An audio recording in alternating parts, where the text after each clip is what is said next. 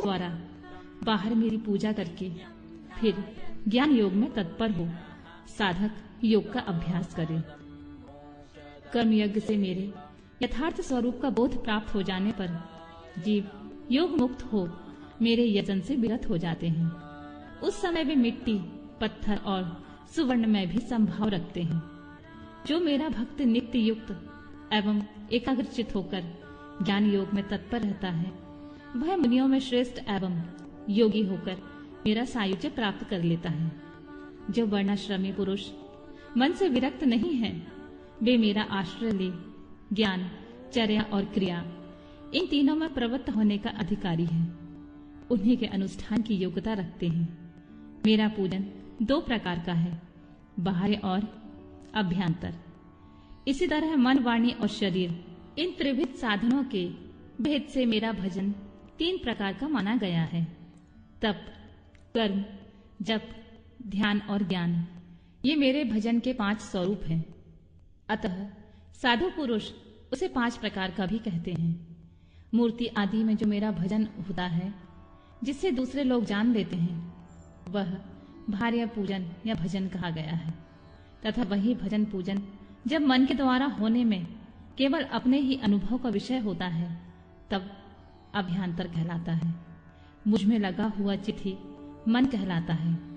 सामान्यतः मन मात्र को यहाँ मन नहीं कहा गया है। इसी तरह जो वाणी मेरे नाम के जप और कीर्तन में लगी हुई है वह वाणी कहलाने योग्य है, दूसरी नहीं। तथा जो मेरे शास्त्र में बताए हुए त्रिपुण्य आदि चिन्हों से अंकित है और निरंतर मेरी पूजा में लगा हुआ है वही शरीर शरीर है, दूसरा नहीं। मेरी पूजा को ही कर्म जानना चाहिए। बाहर से यज्ञ आदि किए जाते हैं उन्हें कर्म नहीं कहा गया है। मेरे लिए शरीर को सुखाना ही तप है।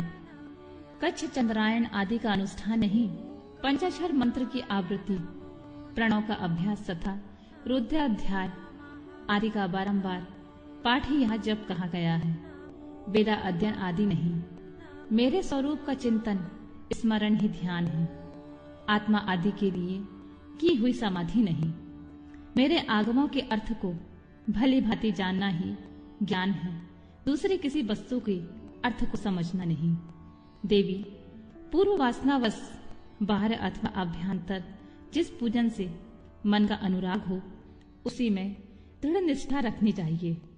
बाहरी पूजन से आभ्यंतर पूजा 100 गुना अधिक श्रेष्ठ है, क्योंकि उसमें दोषों का मिश्रण नहीं होगा तथा प्रत्यक्ष देखने वाले दोषों की भी वही संभावना नहीं रहती। भीतर की शुद्धि को ही शुद्धि समझना चाहिए। बाहरी शुद्धि को शुद्धि नहीं कहते। जो आंतरिक शुद्धि से रहित है वह बाहर से शुद्ध होने पर भी अशुद्ध ही है।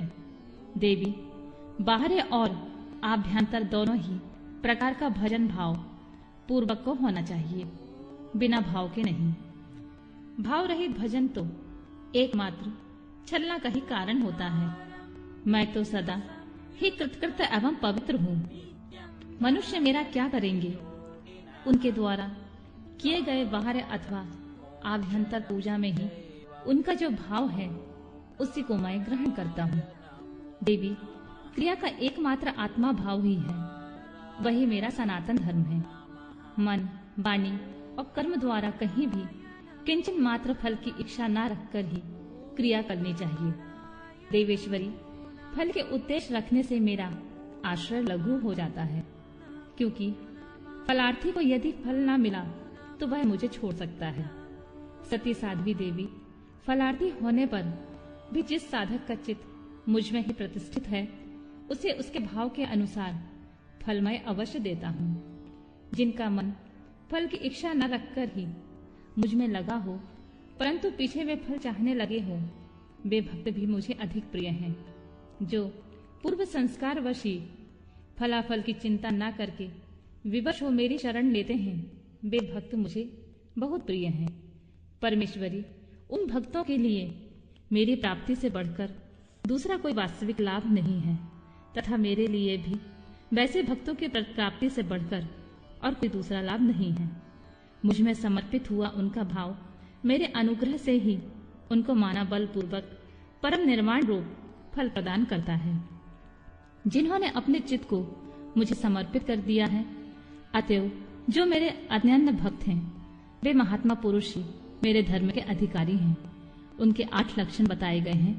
मेरे भक्त जनों के प्रति स्नेह मेरी पूजा का अनुमोदन, स्वयं की भी पूजा में प्रवृत्ति, मेरे लिए ही शारीरिक चेष्टाओं का होना, मेरी कथा सुनने में भक्ति भाव, कथा सुनते समय स्वर, नेत्र और अंगों में विकार होना, बारंबार मेरी स्मृति और सदा मेरे आश्रित रहकर ही जीवन निर्वाह करना, ये 8 प्रकार के चिन्ह यदि किसी मनुष्य में हो तो वह विप्र शिरोमणि श्रीमान मुनि है, वह सन्यासी है, वह पंडित है।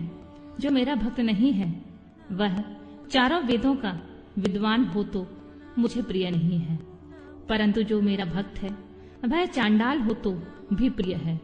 उसे उपहार देना चाहिए, उससे प्रसाद ग्रहण करना चाहिए तथा वह मेरे समान ही पूजनीय है। जो भक्ति भाव से मुझे पत्र, पुष्प, फल अथवा जल समर्पित करता है, उसके लिए मैं आदर्श नहीं होता हूँ और वह मेरी भी दृष्टि से कभी ओझल नहीं होता है।